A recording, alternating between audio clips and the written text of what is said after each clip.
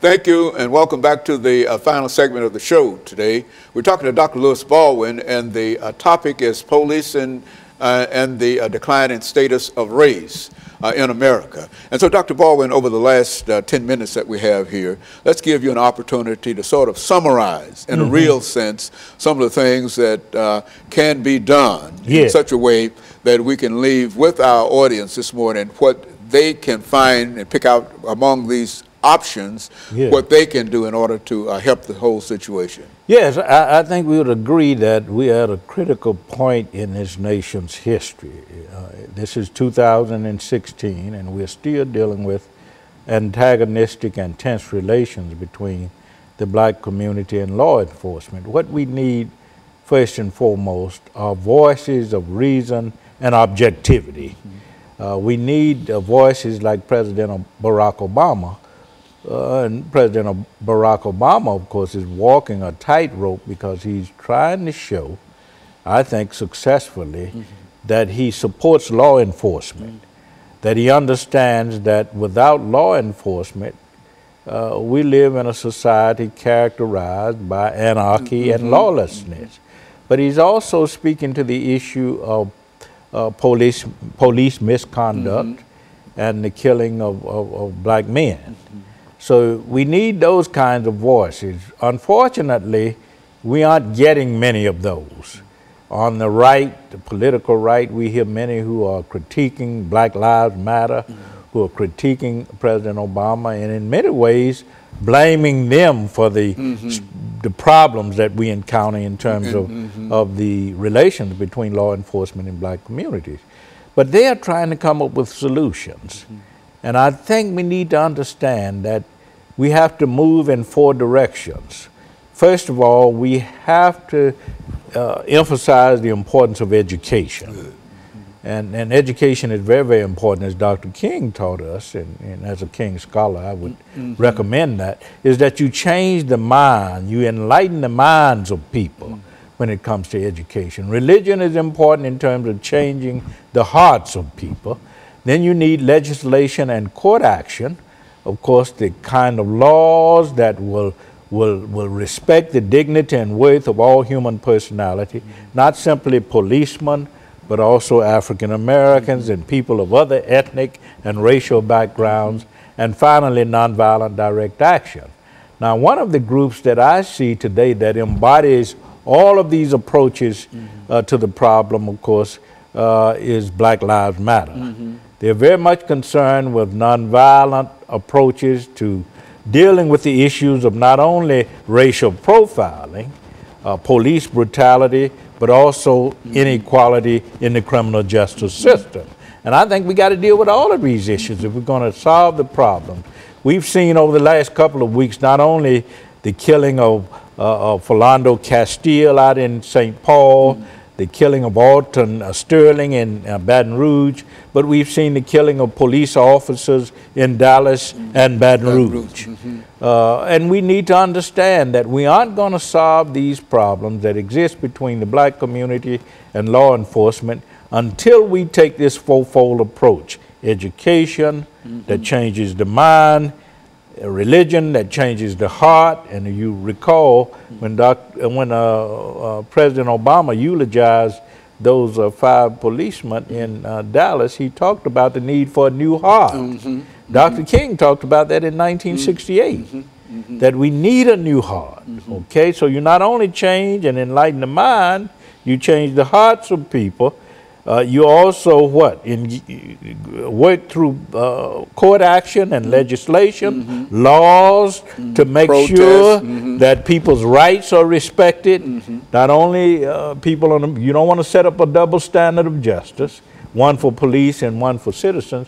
It means that all people, the rights, the life, the liberty, the dignity and worth of personality of all people should be respected. And finally, nonviolent direct action. And I see Black Lives Matter as engaging in these kinds of approaches today in order to improve black community relations with law enforcement. You know, one of the things that I think you'll notice, Dr. Baldwin, and you've probably heard people make some statements in reference to it, is that Black Lives Matter has been maligned by many people. Exactly. And I think that we see that organization as trying to accomplish exactly what you laid out there, exactly. that they are, in a real sense, instead of trying to create a problem, they're trying to deal with a problem, solve a problem. Exactly. We need to keep in mind that Dr. Martin Luther King Jr. was accused of creating problems.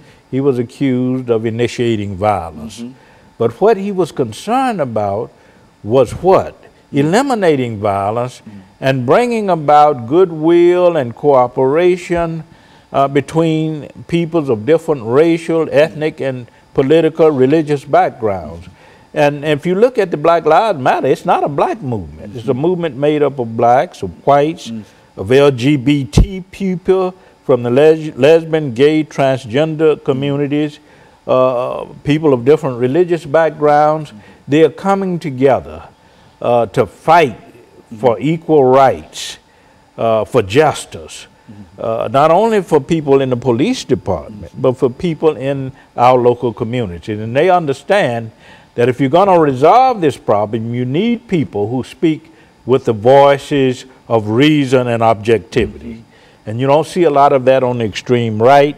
You don't see a lot of it on the extreme left. And so, in a real sense, if we could all get behind some idea in terms of trying to bring about better relationships between the police departments and the African-American community or minority communities, or the police department and other communities. That's because right. African-Americans and others Black are not and their brown. own. All of us are affected by this, and if we think in terms of trying to bring about a better relationship and each person commits himself or herself to that idea, you think we might be able to accomplish something? I think we will, and I would add that the upcoming presidential election in November 2016 will have a great impact on whether or not we're able to translate certain kinds of ideals and values into a system that is beneficial to both black communities or minority communities and the police or law enforcement.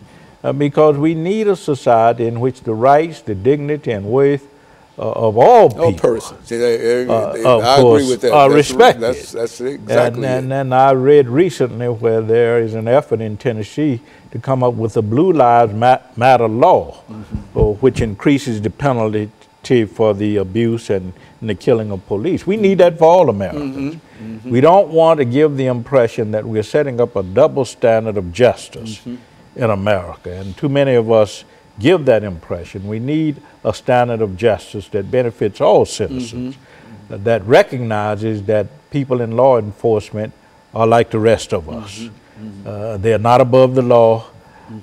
They must conform very much to the values, the standards, the laws embodied in the Constitution, just like the rest of us. And you know, Dr. Baldwin, I might be too optimistic in reference to this, but I think that as a historian, you've had an opportunity to see race relations from slavery up until now. And we know that there were atrocities that were committed during these earlier periods up until now, that there would be nothing like that today, etc. And so we overcame lynching. That's right. We overcame burning. That's right. And we overcame all of these things. And in many instances, when we overcame them, the law was often involved with that. I think you mentioned Emmett Till. Well, the law was involved with that. That's right. You can't engage in those kinds of practices anymore, lynchings and burnings.